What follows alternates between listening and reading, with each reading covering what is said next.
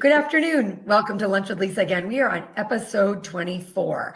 We're getting to the end of week 5. And that is just, again, I feel like I say it every day, but it's fascinating to me how this time has gone by. And the great part about having Paula on today is that I think we've started to get into our rhythm of how we're working and how our productivity is working, and our communication is starting to get into a groove. We're starting to figure out what's working and what's not working. And Paula Rizzo, she's an Emmy Award-winning television producer turned best-selling author and media trainer and strategist, and founder of listproducer.com, author of Listful Living, co-creator of Lights Camera Expert, an online course geared towards helping entrepreneurs, authors, and experts get media attention.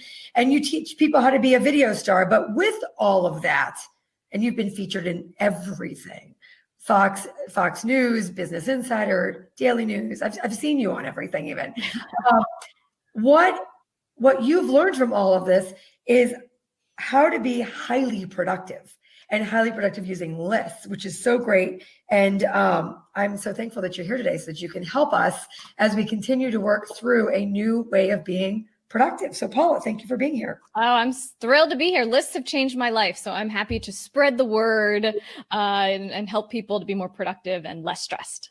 Well, Paula, we're starting out, and our first 2 people in the chat, one has already bought the books and one has ordered it. So we're off to a good start. Awesome. Thank you. So people are now working more every day. Yeah. Are they necessarily working more productively?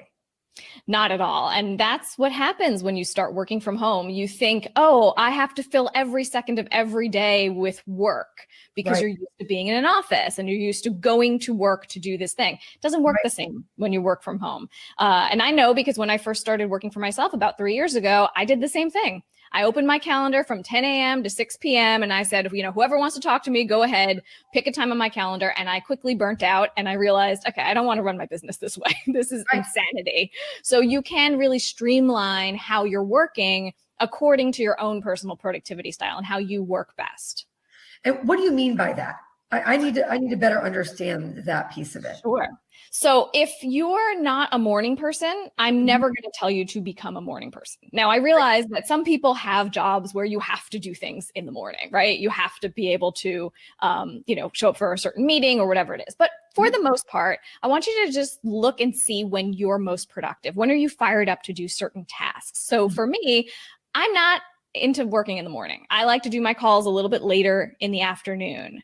So I start usually around 11:30, but it's not that I wake up late or anything like that. I want to have time in the morning for myself. I like to read the newspaper. I like to drink tea. I like to have yoga class. I like to get going.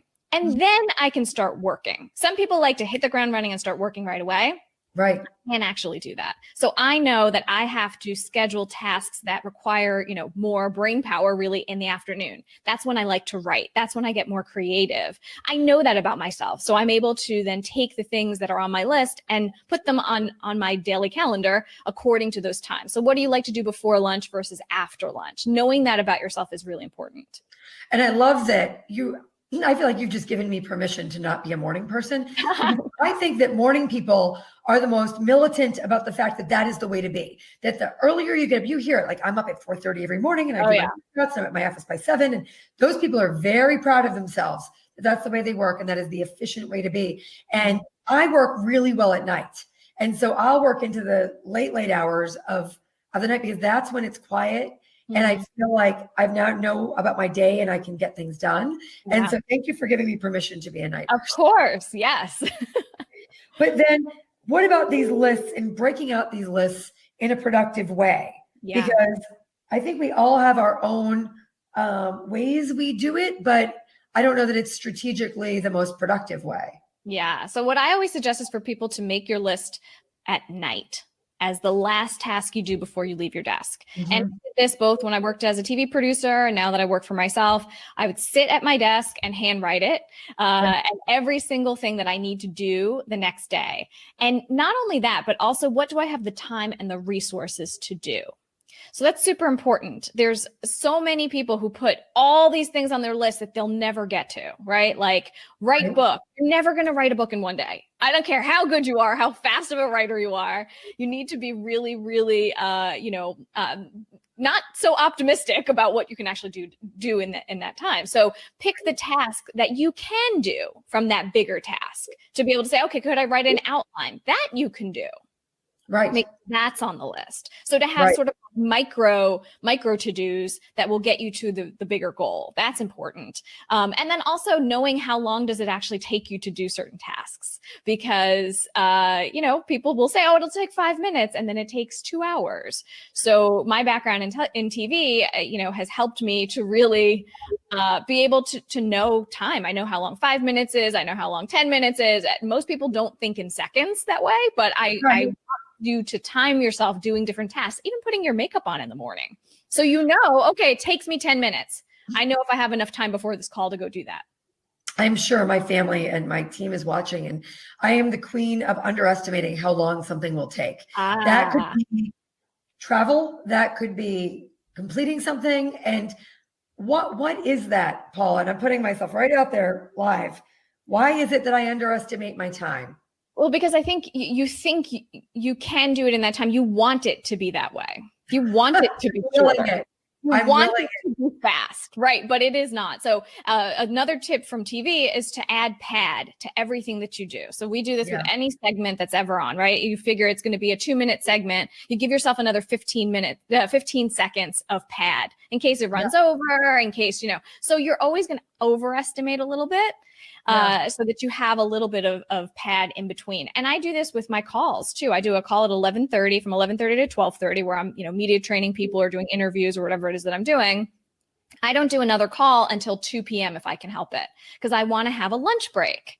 I so often don't do that. And it's it doesn't work for me. I get too cranky, so I need to eat. So I know that about myself. So then I do the next call at 2, from 2 to 3, and then I give myself a buffer from 3 to 3:30. The next call is at 3:30. So that I know, okay, if the other call runs a little long or I need to prep for the next call, I have some time. I never put things right up against each other because I just know that, it's the best laid plans, but it often makes you too stressed out. You set yourself up to fail that way. Yeah.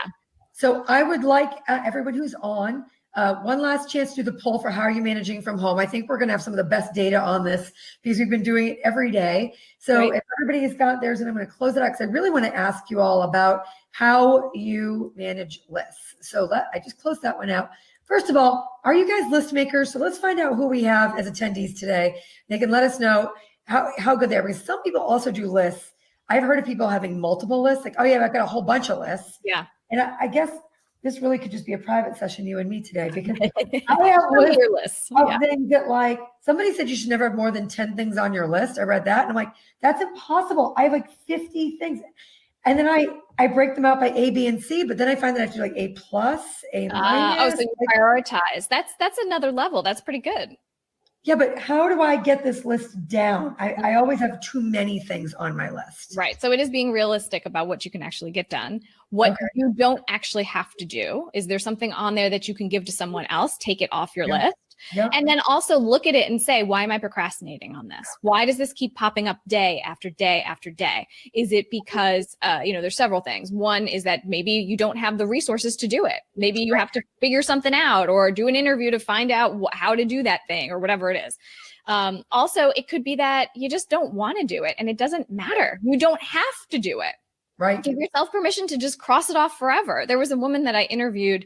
Her name is Paula Rizzo, and we're not related, but she wrote an entire memoir in lists. So it's so fun. You get to see her entire life through her lists and the kind of things that she had put on her to-do list, when she was young, and then when she moved to New York and LA, and, very different. And Learn Italian was on that list over and over and over again. So I asked her, I said, did you ever do it? It was on the very last page. Right. She said, no, I never did it. I was making myself feel so guilty that I had to do it and I should do it. And she said, you know what? I finally just said, give up on it. It's okay. And the weight was lifted. So sometimes we need to take the guilt off of ourselves. We have some really good questions. Cheryl, Rebecca, and Rob are knocking these things out here, or knocking sometimes I have to rethink of what I'm saying, are hitting it on the head here. So should you do the hardest thing first? I found that if I do the hardest thing first, there's another book called Eat That Frog. Yeah. I read that, and it was all about getting rid of those things because they actually weigh on you through the day and they can slow you down. Mm-hmm. I try to have the 3 things list of the day because there's never the giant list. I think that's good. And then my brother is saying I knock out the small stuff, and I feel like I'm neglecting the big stuff, which I do the same thing, Rob. Maybe that's a sibling thing where you're like, all right, I'll just get these little things done. And then you realize these giant things aren't done. So what are we doing?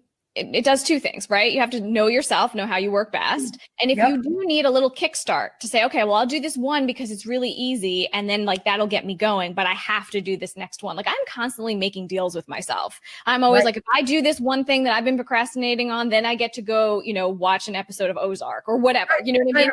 I really, you have to do it. And I also time myself. So I'll set a clock for 20 minutes and dig in on the thing that I've been procrastinating and force myself to sit and do it. And then if I get distracted, it's called the Pomodoro technique. If I get distracted, I stop the clock. And you realize you train yourself to stop getting distracted and to just zone in on that one task. Can you talk about that technique a little bit? I think this is the third time in one of our webinars somebody has mentioned this technique. And help us understand, what is that? Yeah, of course. So the way it really works is that it's 25 minutes of targeted time. So you're supposed to pick one task off your list, set a timer for 25 minutes, and then get rolling on it. And then as soon as you start to get distracted, you hit the timer and you stop it so that you train yourself to say, okay, what distracted me? I have to get back on task. I do 20 minutes. Sometimes I do 15 minutes because I find 25 minutes sometimes is a little too long. So you can do anything for 10 minutes. So start small, start with the 10 minutes, say, okay, I'm going to work on this thing for 10 minutes. And you'll see that you start to get into the groove of it. And then it's like, okay, well, you know what? I'll set the alarm for another 10 minutes or 25 minutes, whatever it is you want to do. And then that gets you closer and closer to finishing that goal. And also knowing how long does it take you to actually do that task once you get started. It's similar to meetings. One of the things that I noted with the team is that the Outlook calendar defaults to half an hour. And I said, we need to always book a half an hour. And if we started booking 15 minutes and 20 minutes, we tightened up a lot of time too, that people were then able to be more productive. And if you can find that extra half an hour just from cutting meetings tighter, I found that's helped us out also. I agree. I think that the entire meeting structure is going to be completely changed from COVID-19 because people are now used to doing these video meetings, and you realize that some of those in-person meetings were a huge waste of time. You can just get stuff done. Okay, does everybody know what the agenda is? What's the intention for this? Everybody has their thing that they're saying. Okay, great. Goodbye. 15 minutes done. I think that was a great piece of advice that you said earlier. Starting any sort of meeting is to set the intention for the meeting, right? This is what we intend to do, and then keep it timed out, and then be done. And then, I say that to everybody. We've been on these calls where people don't seem to know how to get off the call. Yes. And so, like, okay, great. Okay, see ya. Okay, great. Wonderful. Respectful of your time, I'll let you go. We appreciate that, right? So, what are the things? So, I've got two questions. Sure. Typically, what are the most common mistakes people do in their lists? And during COVID, what have you seen the most typical thing that people do wrong with their lists? Okay, so the most typical mistake is that they mix their lists. They put everything they need to do for their entire life onto one big list, which is good for a mind dump, right? That's a great first step for you to say, okay, here's everything out of my head onto the paper. But then from there, you really do need to be able to make sure that you're looking at that list and then categorizing it. So I have my home list and I have my work list. They're on the same page, on the same paper, but they're not all jumbled together. And the reason is because if you look at that list with all those jumbled things, get a card for grandma and, write a press release, whatever it is, your brain doesn't know where to go. You don't know which thing you should be focusing on. Right. So if you make it easier on yourself by having a home list and a work list, and they can be together. I make daily lists. So I also find that that's helpful versus like a weekly list or a client list. You may have some of those, but to be able to then have your home base, your rundown for the day where you're looking and saying, okay, what was my intention for today? What am I supposed to be doing? Because we do get distracted. It happens to everybody. Even, when you're working from home, when you're working anywhere, things will pop up and then you'll say, oh, I feel like I didn't do anything. What was I supposed to be doing? You should go back to the central list to be able to do that. And, that's the thing with COVID-19, people are working from home with new coworkers, their entire family, right? So I think one of the big things here is to over communicate to your family or to the people that you're with what you're doing. I have a call at 11. I have a call at 2 o'clock. From 2 to 3, I'm unavailable. So that people know and they understand that you need to have this time to do whatever it is that you're doing. So to really set those boundaries, to tell people what you're doing. Right. It's almost like that intention thing too, where you're just sort of setting the plan for the day. And when everybody else knows what your plan is too, they can help manage around that. Absolutely. So what would you say is the best, oh, I love this. How about they jumble the work in the homeless? I also put, I break out my home and work list. I'm super raspy today. Sorry, everybody. I break out my home and work list, but I never thought about breaking out a weekly list. I feel like I'd have to remember to flip back to that. No? Yeah. I mean, I do daily lists. For me, that's what works best, is that I take each day, and I also use my calendar too. I'll put some things in my calendar that I know I have to do. I also schedule my week sort of differently than other people. For the most part, I will do, client calls or interviews or whatever on Tuesday, Wednesday, Thursdays. Mondays I hold for planning and for pop-up meetings. When I used to be able to leave the house, I would do lunches and meet with people in person and those kind of things. But now, I do keep it for planning. So I feel like that first day I'm doing work, but I'm not necessarily talking to people. And then on Fridays, I keep Friday for creativity. So that's how I wrote my second book, Listful Living. I was able to have it very targeted of what I was going to work on every single Friday, because I had that, table of contents. I knew exactly what chapters I was going to be working on, and I just assigned them to myself. So I knew what I was working on. And it wasn't like, oh, I'll write my book today. No, I was very specific about what part of the book I was going to write. And I've continued to keep Fridays for creativity as I continue to, write things and do different projects and stuff like that. It's interesting because I didn't think about it until you just said it. So in our office, Monday was not a client day. We didn't do client meetings. We didn't do client calls. Those were the days that we did all of our in-office meetings. We start what we call strong start, and we talk about everything that's happening. And then we break out into all of our individual meetings. And then Tuesdays and Wednesdays become our client call and meeting days.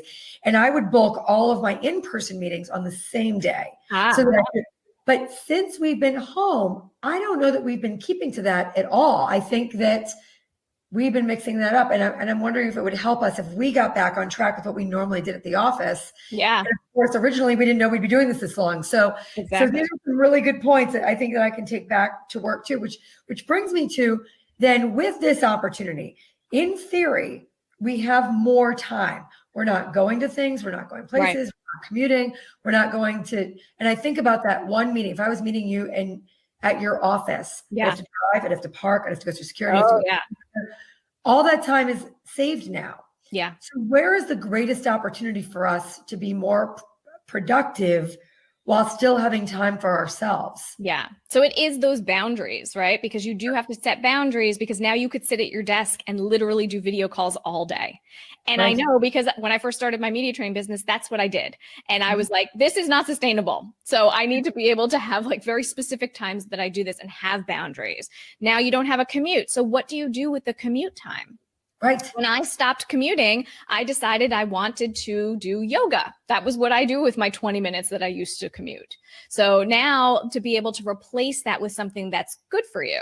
So can you look through your day and see, where are those transition points that you can really feed your soul and feel better and be rejuvenated? Because, one of the mottos that I have is rest is the new hustle. So to be able to stop sometimes and say, I don't always have to be doing. What are the things that will replenish me? It could be a phone call with a friend. It could be, whatever it is, drinking a cup of tea. You make a list of all those things that you enjoy to do, and then make sure that you do find some time within the day to put them there. Right. So again, I feel like for those who've been watching this every day religiously, number one, thank you so much. And number two, we've heard this before, the putting yourself on the list. Yeah. And again, what I like that you just said is, I'm just going to keep telling you all the things I'm writing down to remind myself. Now, for those of you who are asking, we have these all up on YouTube. Every single episode of Lunch with Lisa is up on the Nickerson YouTube. If one of my team members could just post that to the chat there. But going back, it started with Dr. Jen Welter, who was the first female NFL coach. She'd said that too. You have to block your time. But what I never thought of is taking my commute time, right? I have been jumping up. I've been starting work every day. I keep thinking I'm going to get so much more working out done, and I'm not. And if I took my commute time and committed that to my workout time, that's completely different. I love that idea. Yeah. Yeah. And also to close down the office for the day. That's another thing, because we're in the same, I mean, I'm at my kitchen table basically right now. So, I'm in I can see my living room. Your space is open now. So Right. to be able to create a space, whether it be in a separate room or whatever, to say, okay, at 6:30 or whatever it is your time is, to be able to move the computer and put it away. I actually have a little closet that I created that I made into a little office space when I first started working for myself, so that I could literally close the door on the day and be done with it, because you will keep working. Guilty. Yes, I get it. Guilty. So guilty. So we have 5 minutes left. I really encourage people to ask questions to Paula if you have any. I know Kristen asked about procrastination, and how do we stop procrastinating? Well, one thing is to know that you do it, right? And to see what are the reasons why you're doing it. Is it because you're fearful? You are afraid that if you do this thing, it'll lead to more work, or it'll lead to less work, or, just to look at it and say there's a little psychology behind it. Right. Also, maybe you don't have the resources to do that thing. Right. Right. Maybe you need to learn. Maybe it's like, oh, I'm procrastinating my taxes because I have no idea how to do it. So maybe you need to find somebody who is better at it than you are and outsource it. Well, and then the last thing is time it's going to take to find the person and put that on the list. Right. Exactly. So that's the to-do. The to-do is not do my taxes. The to-do is find an accountant. Right. Right. And then from there, it's also, there are things on that list that you procrastinate and shows up day after day because you don't need to do it. It doesn't need to be done. And you have this expectation that you have to learn Italian, and you actually don't. Cheryl just mentioned that Peter Shankman had referred you on his, not even knowing you'd be on, and that with ADHD, it was important to have lists and avoid procrastination. He said, you should get Paula Rizzo's book, Listful Thinking. And, Cheryl, I'm not a doctor, but you do need a list if you're ADHD. For sure. But any thoughts on that, Paula? Why is Peter Shankman telling people to buy your book? Oh, Peter's the best. Peter's a great friend. And I was in his last book about, list making, and because he is, he realizes that it is helpful, because when you have a million things going on, you need to focus. You need to be able to say, okay, what can I do? What should I be doing? And, one of the big things, I think someone else had said they put maybe 5 things on their list or something. Another way to look at prioritizing the list is to also think, what would be just enough? If I just did these 3 or 5 things on this list, that my clients would be happy, I would be happy, everything for the day would be fine. It's a new way of looking at prioritizing, to just say, okay, this would be enough. I don't have to drive myself crazy today. I don't have to do a million things. Right. So that's important. You said that my A, B, and C was the next level up. And that's what I do, A, B, and C. And I really, really try not to do the B's if I haven't completed all the A's. I asked people if they put themselves on the to-do list. 53% of you said no, but I should. One said no, I don't need to. Well, congratulations. Interesting. And 42% of you said yes. So that's really great. I'm going to close that one out too. Lastly, one of the things, I have to write everything down because I just simply would forget. So I write everything down, and I keep lists, very detailed lists, in my organizer. But someone was saying to me yesterday that considering all that's going on in our brains right now, that there is what's called a brain fog, and to not beat yourself up too much right now, that you may feel like there's so much to do and you're overwhelmed, but you're also learning. It's like learning an entirely new sport, right? Totally. You're not running a marathon day one, and we're getting used to this, and you will get stronger, better at it. And that we need to be kind to ourselves. That's what someone said to me yesterday. Be kind to yourself, because it's not going to be perfect all at once. And that you can make these lists, but and do it, because you're going to forget things, because your brain is so full of things that you've never even thought about before, or didn't even think was possible before. Think about how much is happening around us that we never thought realistically could ever happen. And that's actually a lot of space in our brains. So this is why it's so important right now to write things down and keep priorities. But to exactly what you said, prioritize them. What do I really need to get done? Yeah, for sure. Does it have to do with doing things well versus doing them fast? Sometimes it does. Sometimes that you have to get over yourself. The procrastination is because you're a perfectionist, because you think, oh, if I don't, so I think that timing yourself will be helpful to say, I am giving this task 25 minutes and I need to be done in 25 minutes. The same thing with the 15-minute meeting. It is only 15 minutes, so you will fill the space with the amount of time you give it. So just try it and see if that helps to like motivate you and push you, because a lot of it is sort of like, oh, I don't know enough. Oh, I have to do more research. No, you don't. You have 15 minutes on the clock, go do it, period, the end. You know, I mean, that's from my days in TV where it's like, you've only got 5 minutes before this is about to air. Get what you can get on the air. We have a young man that works for us, and he came out of television, and he's like, look, it doesn't matter if it's snowing or it's raining. You have to be there at that time, and you got to go on, and you got to go live, and you have to have all your information. And he just has this way about him. So I always think of people that came out of television as, you know, deadlines are real. You're going live. Exactly. Well, Paul, I think we've sold more books on this chat here than I've even seen. So I really hope everybody gets a lot out of this. If you have friends that you think would benefit from this, we'll have this up on YouTube later today. Again, there's a lot of other great episodes that are really helping a lot of people. And we know this because you're all telling us. So thank you so much. You know, it's Thursday and tomorrow is Friday, which means Entertainment Friday. And for those of you who have not joined us before, we have had so many amazing, talented musicians. And we have another one tomorrow. Her name is Grace Kelly. If you aren't familiar with her, do a quick Google Grace Kelly saxophone, but she's, you know, G Kelly Music. And she has 13 albums. She's a music prodigy, singer, saxophonist. Is that how you say that? Saxophonist? Sure. Songwriter, composer, and band leader. She's been on every television show. She's the winner of the Song of the Year for her single Feels Like Home at the 2018 John Lennon Songwriting Contest. Anyway, she's absolutely phenomenal and amazing and entertaining. And we're so psyched to have her on tomorrow. So join us tomorrow for Entertainment Friday. Paula, thank you so much for being on today. Of course, and thank you. Everyone have a great day, and we'll see you tomorrow.